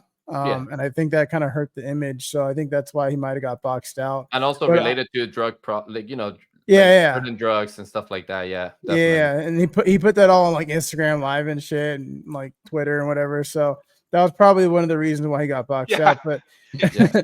but also I do want to mention, I think the way they handled it could have been better, because Right. I saw this video of this girl getting let go like through a Kaylee phone or call Face on Kaylee, stream. yeah. Yeah, and that's just kind of like That was like a slap to the face type of shit. yeah, it's kind of like somewhat like I forgot what player it was, but like this dude was like just chilling at home, and like he was watching Sports Center and he found out he got traded to another team or something like that. That's kind of how that feels like. It's like you could have gave like me a heads up, right? Like Yeah. it doesn't matter, it doesn't change the result, but like just the way they handled it could have been better. So I agree with Mizzy on the sense that, and maybe they lost the culture and they wanted to reclaim it. I just don't like the way it was handled, because Yeah. it I just can seems see to that, be yeah. like a mere afterthought. Instead of like scheduling a call, doing it privately, let me just call you while you're on stream. Hey, you're fired. Like, Yeah. okay. Yeah, Yeah. bro, that's Yeah, no, that's I can Giving definitely like agree some with that wind down sentiment. time. But we also got to remember that, first of all, none of us are in the back of the scenes of their Right. operations, right? Like I have no idea what goes on behind what they're showing on camera, right? But we also got to remember that a lot, I would say 80% or even more of the current creators that got let go from Face, all of those people were not onboarded by that OG group that formed Faze, right? They were onboarded by the corporate side of Faze, and a lot of those contracts from those people were outrageous in as far as like how much they were earning and how much an OG member of Faze, like Faze Blaziken, Faze Tico, Faze Jeff, were earning and what they were owed, right? From building from all those years. I mean, you had somebody that was just literally recruited 2 months ago making millions of dollars, and you had somebody that was there for 12 years making 50 grand still. You get me? Like that's I feel like that's part of this clean slate approach that they're doing. It's like, yo, like we got to get rid of all these contracts that we have in place if we want to get back to a place that we can be profitable or at least sustainable. You get me? Because they were just freaking burning money, dude. Like anything that Face has done has not been profitable ever since their stock crash. You get me? Like they're just burning money through, and that's one of the things that Face Rain exposed them about. It's like, look at all this money that I think he exposed like how much they paid Nick Merckx, you know? It's like millions and millions of dollars a year, basically. You get me? So we'll see what all of this leads up to, man. I agree with you guys. I think the whole sentiment of letting some of the members go could have been handled way better. It shouldn't have been done through like a fucking like little video that says, "Oh, members getting kicked," and it's like a freaking like like a coding code. That's just so cringy. You get me? Like, come on, dude. Like, just handle that shit behind the scene. Allow those creators to make their own videos explaining their side and how they feel about the situation, and then move on. Get back into the content that you used to make, which is fucking gaming content, dope ass blogs, dope ass experiences, and start building the brand again, basically. You get me? So hopefully that's what happens. I do want to bring up Kearney's coming. He says, let's talk about the Faze Web3 Clan. side of this shit. Because I don't see it, man. I don't see Faze Clan entering the Web3. And I'll tell you what, their Web3 reputation is already ruined as Faze Clan. It's already ruined. It happens with Save the Kids. It happened with the sandbox experience that we're building. It happened anytime Face has come into the Web3 world, it's led into a scam. Now so far we've seen something where if people are from Web 2, the Web 3 crossover is hard. Like, and I'm not doing this just to boost my ego because we're a Web 3 native org technically as Catalyst, but like, I mean, most of the game developers that are pushing games that we really fuck with are the ones that have decided to just like build this shit from here, from the culture, from Web3. We've seen it time and time again, right? Like Ronin Blockchain, you have, Neon Heroes, you have like Yaku. Like, it's not like Yaku's like, oh, we're this big leading studio. They're like, nah, man, like we're this, indie gaming studio that has developers from Web 2 with Web 2 experience, but they're like very crypto native, right? In my opinion, Faze Clan coming to Web 3 is like, it's almost like the Backstreet Boys going on a reunion tour. Like, I know that sounds like an asshole thing to fucking say, but like, and I like Faze, and and I want them to do really great things, but to me, like, the new era for orgs have to be born in Web 3. It's not gonna be the reunion tour that takes off. Yeah, or they have to be at least partnered with Web 3. Listen, man, we need to get over the fact that we want Web 2 orgs to come into our space and build here, or like build it for us. We need to start building from within first and allow these people to come into something that's already built out and they can adopt and implement. You get me? I have no interest of a traditional org coming into our space and building the experience for us and saying like, here you go, this is what you need to do. You get me? I want to see that happen from within our world and from within our native people that are here. You get me? And that's what I mean. Like, I feel like they're entering the space through probably nothing, because Banks has associated himself with Web3 quote unquote influencers, right? Like, he has people like K Money, he has people like Greg Guy, he has people like fucking Frank in there. You get me? In a random video where they're teaching fucking Bryce Hall how to be like, that shit is hilarious. Crypto native. You get me? Yeah. That's what I mean. And what I was telling you guys internally, one thing Banks knows what to do is content. Literally, this guy ran all of YouTube when he was doing the freaking Cloud House thing with Rice Gum and Alyssa Violet and all these people, right? Making the diss track to Jake Paul. They literally ran YouTube for that time period. He knows how to make content. He knows how to make something go viral. So I see them going great with that probably nothing thing, but I don't know how far it's going to live in the Web3 world. I think it's going to lead into another Utopia avatars type of situation, like Kearney was saying, I got invited into Utopia avatars and I didn't go anywhere. So, and that's something that was, I think Gary was in it too, right? this dude Gary. I always have a hard time saying his The last numbers name. guy? Gary V? Landahar or whatever. Yeah, Gary V. Yeah. Oh, Gary V. Yeah, Gary V. Yep, He was yep. part of that too, you know. So he was saying advisor. So we'll see where the whole thing with Faze goes, man. I'm interested to see it. I don't think they're gonna enter Web3 though. But another hot topic in the space is the whole big time thing that's going on in the space, man. Some people are claiming that big time is rugging and that they're kind of rugging their players with the wipeout that they did of their basically in-game assets, right? Like hourglasses and stuff like that, but not necessarily NFT assets, correct? Yeah. The situation is, I mean, how do I think you were about to say something, right? You want? Or you want me to take it? No, you Put got me it. in, guys.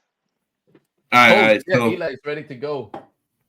all right, bro. So what I'm hearing is Big Time has always done these wipeouts. Basically, you know, they're in a very like they're in an alpha stage still.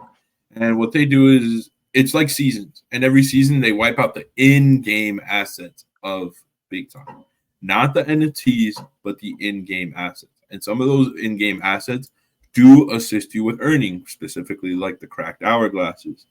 So when they did the wipeout, some of the biggest whale accounts got fucked a little bit because it was basically made the game like unplayable with the way that they did the wipeout. It kind of screwed them over just a little bit, but it didn't mean they couldn't play the game, right? And there was really just like a handful of people that were very loud. And I have a conspiracy about this, and I'm ready to share it here. That were like pissed off and started fighting on the timeline.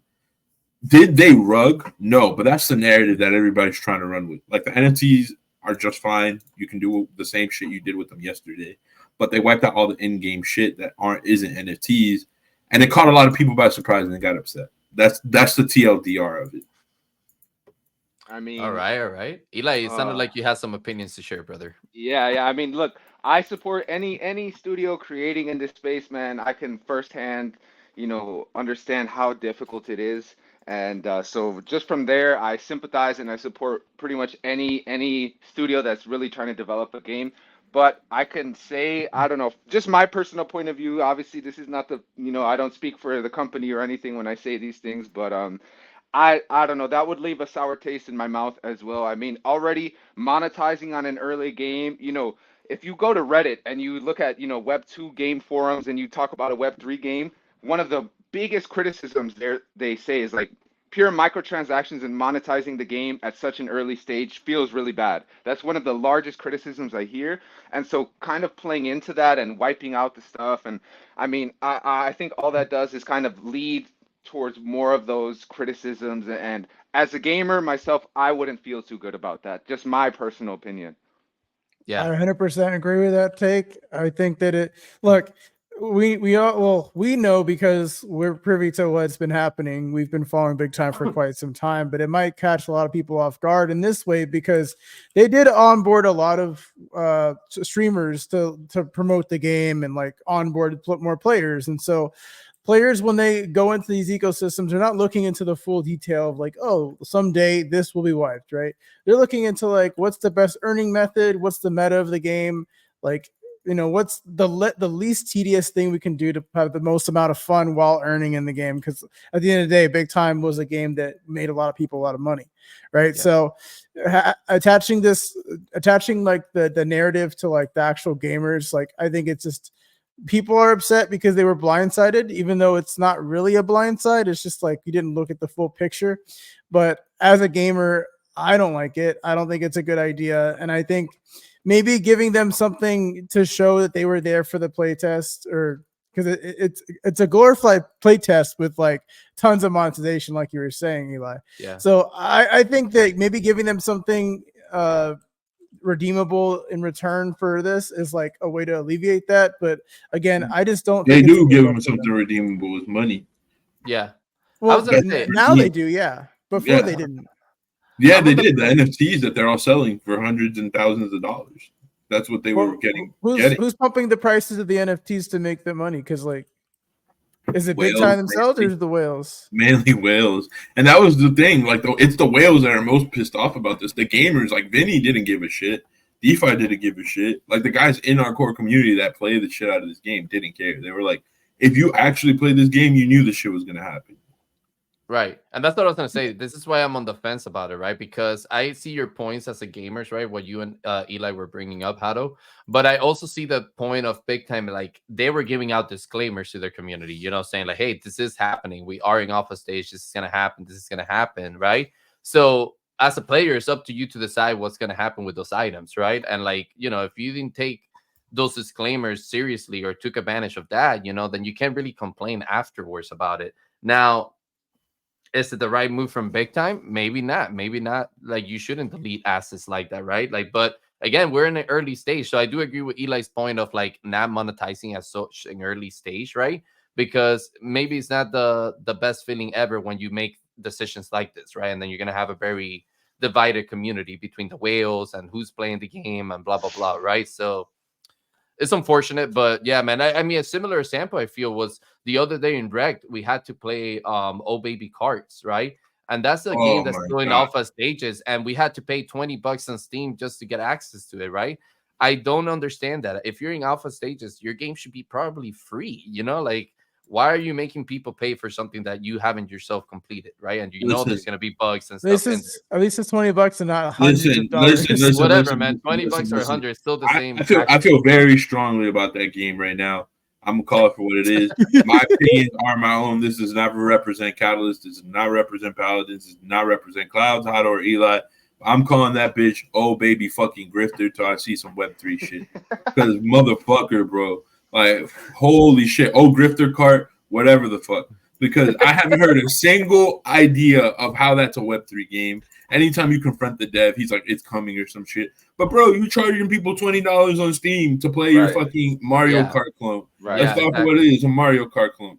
I can Exactly. say that's the difference between gamers building out a Web3 project and then corporate people. Not necessarily, they don't have to necessarily be grifters, but people who come from that corporate background where, you know, everything is about, you know, the final, you know, the bottom line. And so that's kind of just a different approach in the background of the team. And that's why it's always so important to look at who's actually developing this game, what's their background, where do they come from, and then you can kind of figure out the philosophy and the game design kind of background of it.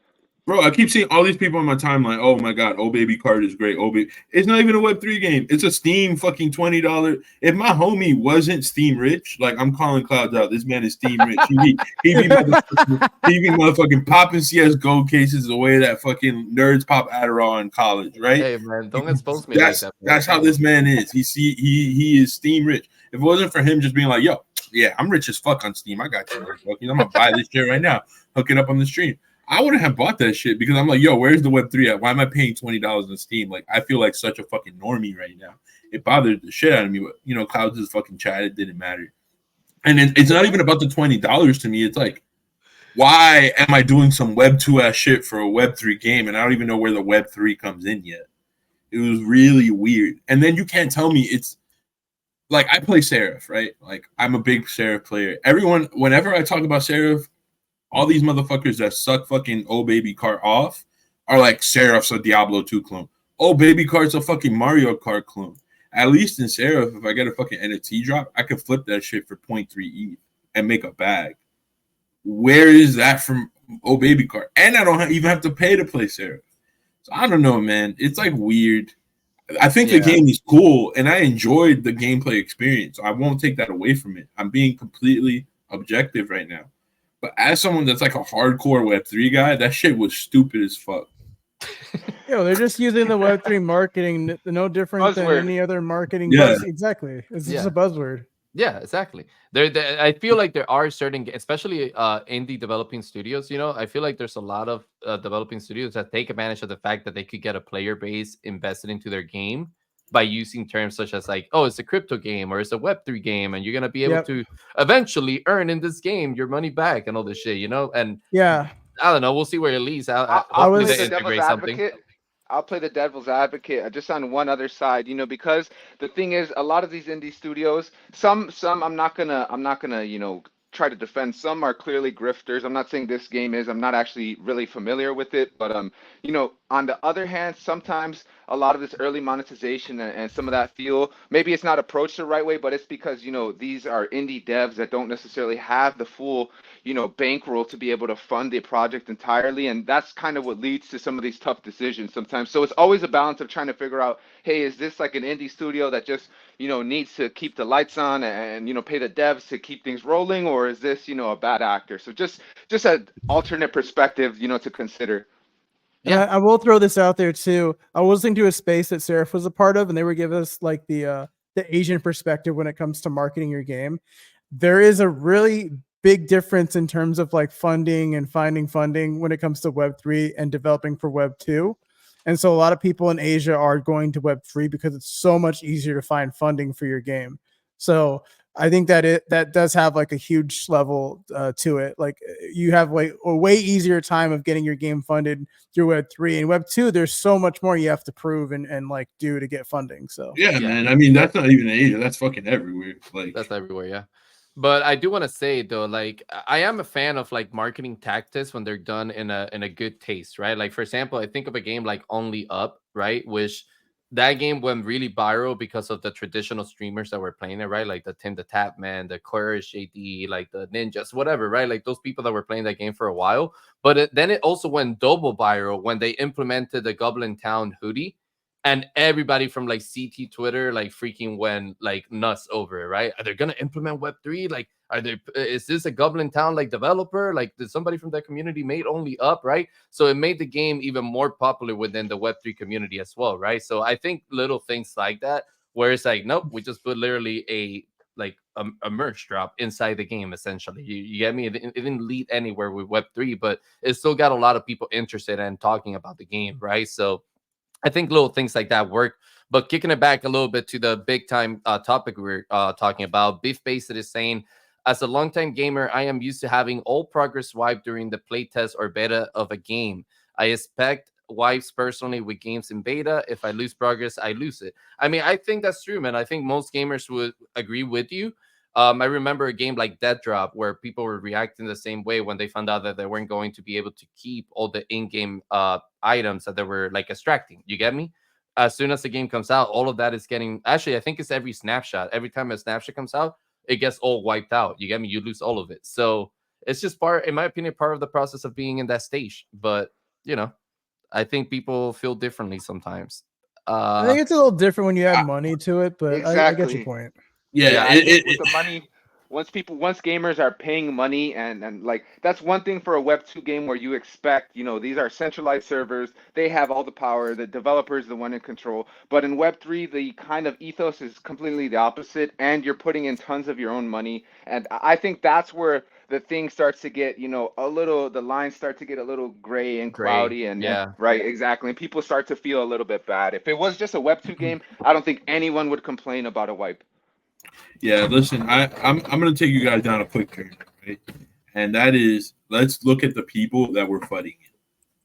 And what's the narrative? Big time is a rug. Big time's a rug. What happens when everybody's saying it's a rug? What do people do? Dump. And what happens to the price? It goes down. And who buys that shit? The whales. All right. So I mean, this is PvP in real time, baby. You already know what it is. I don't gotta spell it out. Yeah, man. I mean, maybe it's that time of the year. It's gonna get really gruesome out there, man. It's gonna get really gruesome. It's hoodonomics at play. Now listen, man.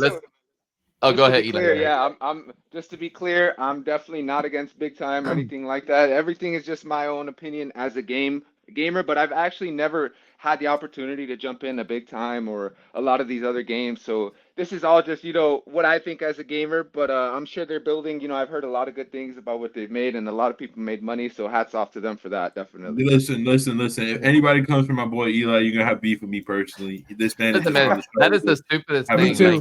That's the whole point of being involved in this world, bro. We need to be able to be like openly discuss this type of things. You get me? Like it is what it is. We're just talking about it, Like I never got into big time. I thought their economy model was way too complicated. So I never even got interested in that. But, like hopefully they can figure that out, man. It seems like their community right now, it's like half and half. Some people are saying it's going to be a rug. People are defending it. I'm sure they're going to figure it out and come up with solutions. Yeah. But what I will say for you, Eli, someone that I'm sure you played Diablo, right? Yep. All right, so it's kind of like if WoW and Diablo had a baby, but WoW, it felt like WoW, but played like Diablo as an ARPG from a WoW third person perspective. That's the best way I can Yeah, I've explain seen BigTime. limited video on it, and Yeah, so I mean, it looks cool, and I like some of the abilities, open world, and definitely fighting for awesome drops. That sounds awesome. But yeah, I would have to play it more to really get a better feel for it. But I've heard for great sure, things. for sure. yeah, absolutely. And Serge Sapin is coming up with a great question here. He says it also brings up the general idea of building in public. For Yaku, how has the team managed expectations while building in publicly? Honestly, the easiest way is just full transparency. I've seen, well, two things. I would say first, you have to make sure that, the community sees that you're actually passionate about what you're doing and that you're not just, number go up and me make money. So as long as they see the team, is like, all right, you guys are really gamers, you guys really care about this space, and then just full transparency. We let the community know, hey, this is what we're thinking. We have town halls with the community. We actually have one coming up this week where myself and the CEO actually jump in and interface with our entire community. And you can shoot whatever question, no matter how difficult, critical, whatever question you have, you shoot it directly to the founder team or the core team, and you can get your question answered. And when players really see that, like, wow, as long as players see that these guys care. So, like, for example, our mint, some of our OGs, some people with our mansions or who had guaranteed whitelist didn't get it. So we actually went through hundreds of tickets and made sure to alleviate, all of our community members. We could have just said, like, hey, we put out announcements, you guys missed it. But no, when you actually do these things aren't exactly scalable, but you do them until you get to scale. Yeah. And that's building transparently and making sure that, like, you go out of your way to really try to show the consumer you care about them. Then everyone is more than happy to, like, stick side by side. And that's why even till now, we've been building for 2 years. Being a builder is not exactly super glamorous as, being a hype project, but that's why we still have one of the lowest listing rates across any collection on Magic Eden. Like, our average listing rate across our primary 3 collections is something like 1.1%, something like that. And so it's really low. And when you show the gamers you care about them, when you are telling them every step of the way what's coming, when you're interfacing with them, like in a town hall and really interactive ways, then they understand, like, hey, these guys are for us, but good products take time. So let's just be patient and kind of stick along for the ride. That is a goated answer, man. And you're absolutely right, dude. That's how you build a really strong community and fandom around your brand, right? And that's something that you used to see a lot in the PFP communities. A lot of the times in the Discord servers for PFP communities back in 2021, early 2022, you could barely see the founders of those projects even involved in the chat or ever coming around or talking with the community, informing them of things, right? So there's a really powerful connection of getting that information straight from the developing team of the project or the product, right? And hearing them from their mouth, right? When you're not around for your community as an owner or a founder or a developer, that they have no sense of who's leading the brand, right? And who's taking this ship to the end goal, right? And when you see your the leader of that product being active in the TL, going to Fashion Week in Paris or whatever, and they're not active in the Discord, you're like, what the fuck is going on? So, like, I'm super happy that was your answer, dude, and that you're building in transparency. You get me? Because that is correct. That is the only way to have that connection with your community, to have their full trust on your product. Shout out, Dead Fellas. Hey, listen, I'm just gonna move on, bro. I'm just gonna move on. All right. All right. We got some goated comments from B-Face. He's saying, I'm really enjoying hearing Eli's take on game development and how Yaku is going to move forward. He's also saying all the right things gamers want to hear and is passionate about it. Let's fucking go, man. Eli is the fucking goat, man. Beef face it. If you get a chance, go on Spotify and make sure you hear the Yaku Corp boss battle episode, bro. It's gonna be it's fucking wild, dude. He cooked during that episode. Yeah, he killed it. He absolutely killed it. Damn. Yo, guys, but I wanted to move forward a little bit to the next section of the show, which is talking about our game of the week. I want to see what you guys have been grinding. Eli, I know you were talking about you were a little bit recovering a little bit, so you didn't have much time to play, but would love to hear any interest of any games that you want to dive into as you're getting back to it. But I'm going to start with Missy. Missy, give us your game of the week, brother. Tell us one thing you're liking about it and one thing you're not liking about it. Brother. You're asking me to pick one game of the week. I'm One game, bro. One game. I know Bro, we're you can't going play a lot. one game at a One time. game, bro. One game. I don't want to hear two choices this time. All right. I actually have to give this thought. God damn it, bro. All right, I'm gonna just say Seraph, bro. I'm gonna just say Seraph because we haven't done game of the week in all the time that I've been playing Seraph. So that is true. I can see that, man. You've been grinding. It's a Diablo. Yeah, I got my source to 25. It is very, very similar to Diablo 2 for anyone that's played Diablo 2. But guess what? I love that shit. And is it super original? Like, am I excited to play more original titles in Web3? Yes. That's my biggest criticism. Like, it doesn't feel very original. And I could see how it could easily be criticized. But at the same time, it has more content than any Web3 game I've played so far. True. It's been able to occupy my time.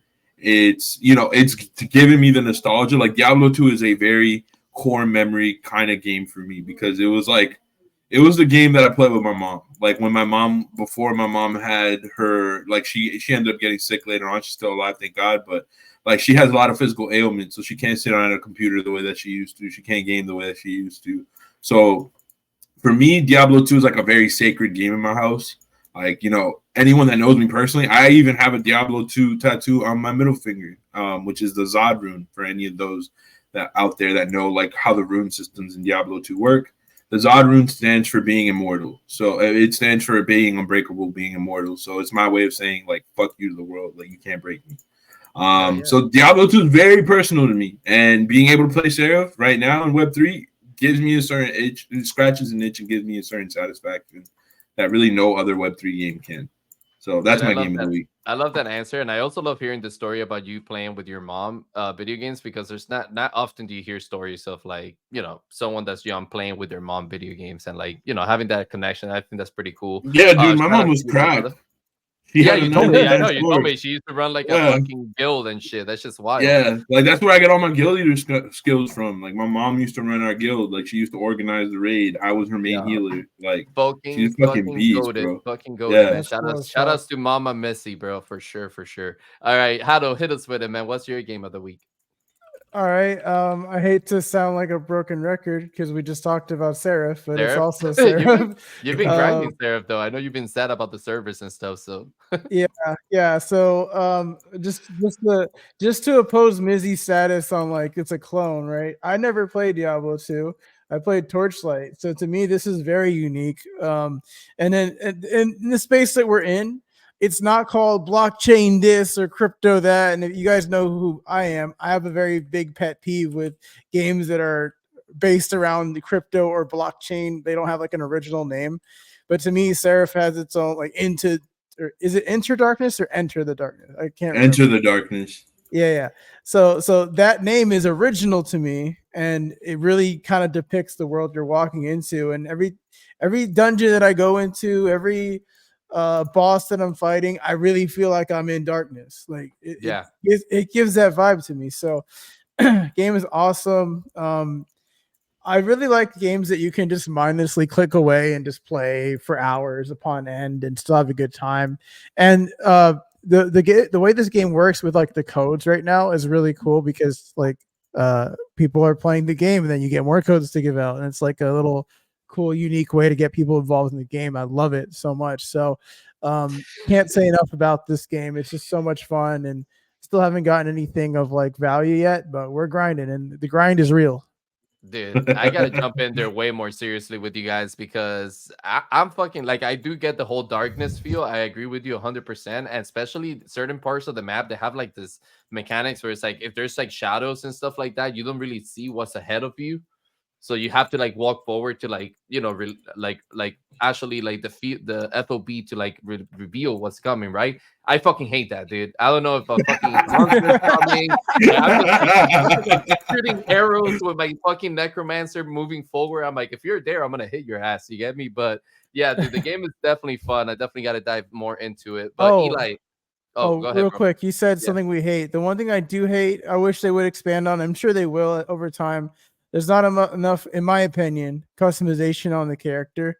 I wish there was a little bit more customization on that. Right now, it just feels like I'm playing a role rather than being like its own individual character. So maybe expand a little bit on that, but I'm sure over time it'll get ironed out.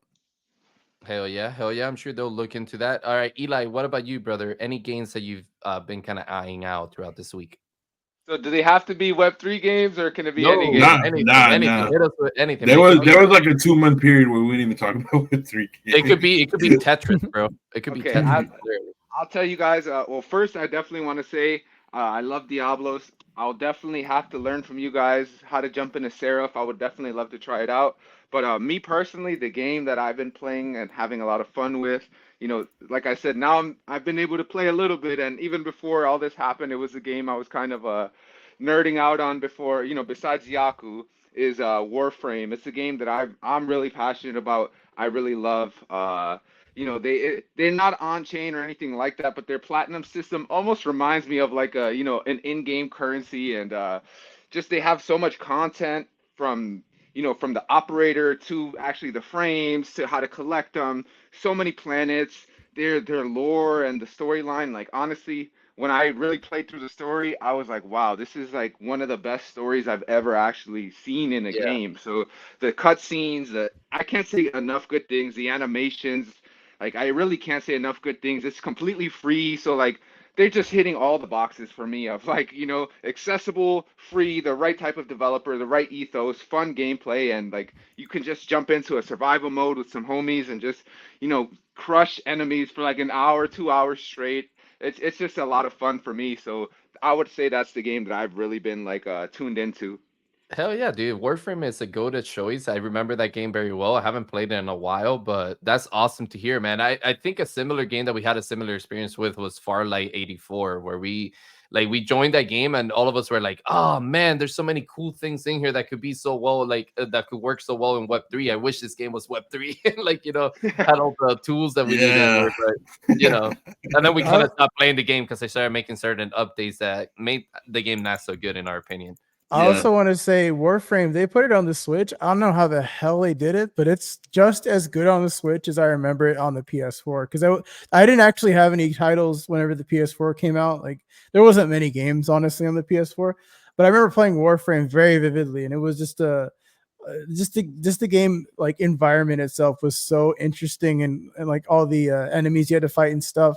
And then to see that on the Switch like run almost flawlessly, I was like very impressed. So yeah, that game lives on many. Yeah. That's pretty cool, man. That's pretty cool. Well, for me, my game of the week this time around is a game that we just recently started playing. Is Compass Haven's Compass? Haven's Compass. There you go.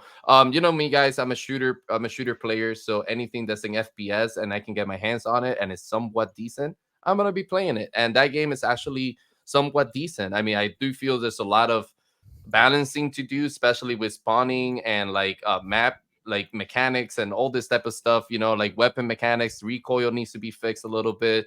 Motion blur, even though you take it off, they still feel a little bit like motion blur is on, so definitely could balance that out. But overall, the game feels pretty smooth. It's very well optimized. You can definitely jump in there with your homies and do a custom match and just have some fun. So while I wait for 9 Heroes to return, I'm probably gonna be playing that game for the next week or so, and hopefully it sticks around so that I can have access to it. And I'm hoping one of my future games of the week, hint, could be Yaku, because I really want to try the TD. Bro, we definitely got it. No. We're definitely going to have that conversation. I would love to jump in there in the TDM, bro. I would love to check that out.